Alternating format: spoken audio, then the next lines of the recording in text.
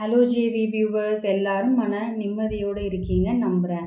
வீடியோக்குள்ளே போகிறதுக்கு முன்னாடி channel like share and subscribe பண்ணுங்கள்.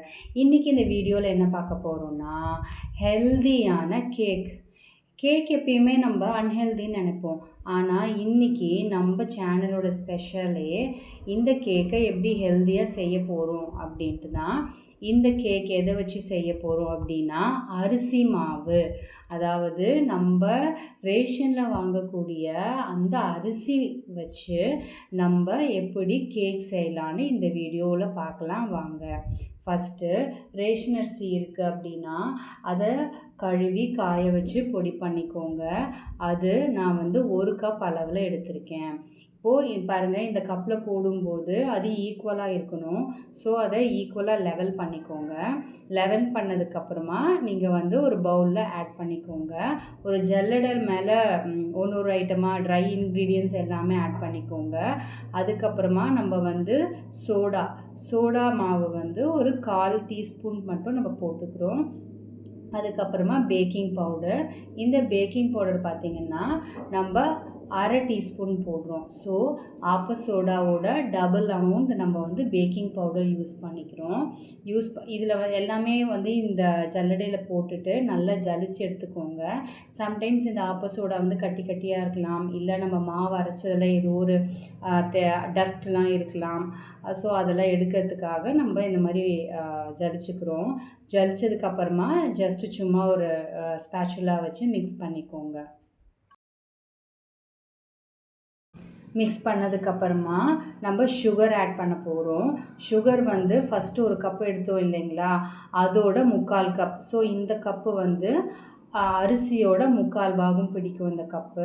ஸோ இதை கப்பில் போட்டுட்டு லெவல் பண்ணிவிட்டு ஒரு சின்ன மிக்சரில் போட்டுட்டு அதை நல்லா பவுடர் பண்ணிக்கணும். ஸோ இது கண்டிப்பாக பவுடராக இருக்கணும். ஏன்னா சுகர் கிரானுவல்ஸ் அங்கங்கே இருந்துச்சுன்னா அது கேக் சரியாக வராது. ஸோ அதுக்கப்புறமா ஒரு ஃப்ரெஷ்ஷான பவுலில் 3 டேபிள் ஸ்பூன் குக்கிங் ஆயில் எடுத்திருக்கேன். அந்த குக்கிங் ஆயில் கூட நம்ம மிக்சர் ஜாரில் போட்டு பொடி பண்ணி வச்சுருக்கிற அந்த சர்க்கரையை போட்டுக்கிறேன். ஸோ இது கொஞ்சம் கொஞ்சமாக போட்டு இந்த மாதிரி மிக்ஸ் பண்ணிக்கோங்க. ஒரே டைம் போட்டால் அது சரியாக மிக்ஸ் ஆகாது. இப்போ பாருங்கள், ஆயிலில் ஓரளவுக்கு தான் அது மிக்ஸ் ஆகும் இல்லைங்களா. ஸோ நம்ம நிறைய ஆயில் போடலை. பீட்டர் யூஸ் பண்ணணுங்கிறது அவசியம் இல்லை, நம்ம கையிலே மிக்ஸ் பண்ணிக்கலாம். இதுக்கப்புறமா பால், நார்மல் ரூம் டெம்பரேச்சரில் இருக்கிற 1 கப் பால் நம்ம மெஷர்மெண்ட்டில் எடுத்து வச்சுக்கணும். ஸோ அது இந்த மாதிரி கொஞ்சம் கொஞ்சமாக நம்ம இந்த சுகரோட மிக்ஸ் பண்ணிகிட்டே வரணும். ஸோ இது நம்ம கையிலே சும்மா உடச்சி விட்டாலே போதுங்க. நீங்கள் இன்னும் கொஞ்சம் இந்த மாதிரி கலக்கும்போது ஈஸியாக இருக்கணும் அப்படின்னு சொன்னாக்கா நீங்கள் இந்த அரைச்ச சுகரை ஜல்லிச்சுட்டு அப்புறம் சேர்க்கலாம். ஸோ இந்த மாதிரி கட்டி கட்டியாகவும் வராது. ஸோ இதுக்கப்புறமா நம்ம வெனிலா எசன்ஸ் எடுத்திருக்கோம். ஸோ இந்த வெனிலா எசன்ஸும் நான் 1 ஸ்பூன் போடுறேன் இதில். ஸோ 1 ஸ்பூன் போட்டுட்டு அதை சும்மா ஸ்பேச்சுலா வச்சு லைட்டாக மிக்ஸ் பண்ணாலே போதும். ஸோ இதுக்கப்புறமா நம்ம என்ன பண்ணுறோம் அப்படின்னாக்கா, மாவு நம்ம அரைச்சி வச்சு மெஷர் பண்ணி வச்சுருக்கோம் இல்லைங்களா. ஸோ அந்த மாவு நம்ம என்ன பண்ணுறோம் அப்படின்னா அதை எடுத்து வச்சுக்கணும். ஸோ மாவு மிக்ஸ் பண்ணுறது முன்னாடி நம்ம யூஸ் பண்ணுற இந்த பேக்கிங் ட்ரேயில் நான் பட்டர் பேப்பர் போட்டு ரெடி பண்ணி வச்சுக்கிறேன். இதுக்கப்புறமா இந்த ட்ரை இன்க்ரீடியன்ட்ஸை நம்ம இதில் சேர்க்க போகிறோம்.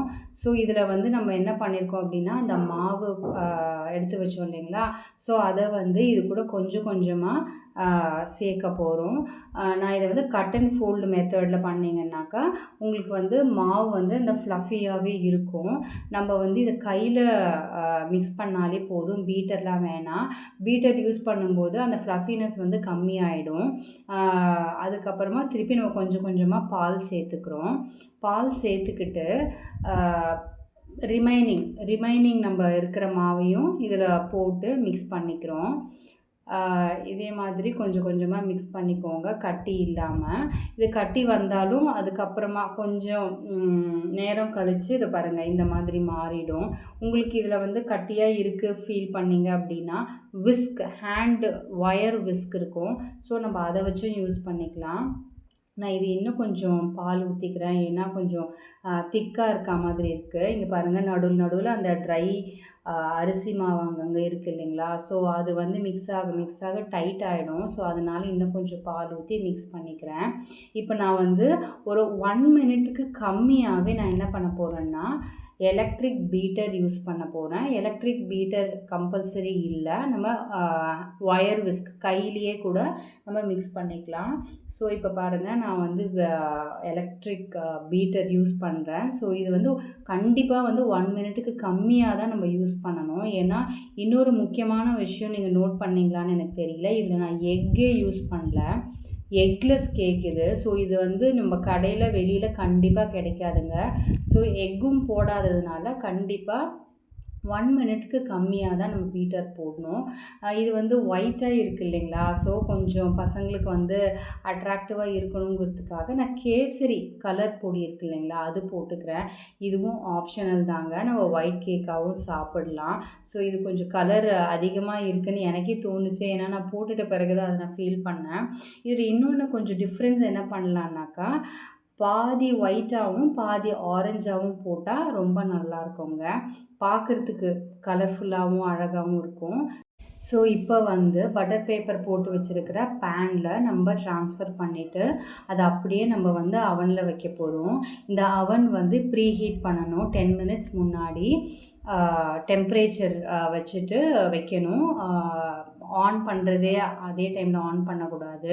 ஸோ இது வந்து நான் 50 மினிட்ஸ் வைக்கிறேன். மேலே கீழே ரெண்டுமே ஹீட் ஆகிற மாதிரியும் வச்சுருக்கேன். ஸோ இதோட டெம்ப்ரேச்சர் வந்து பார்த்திங்கன்னா 180 டிகிரிஸ். ஸோ அவ்வளோதாங்க, நம்மளோட ஹெல்தியான ரைஸ் கேக் ரெடி ஆயாச்சு.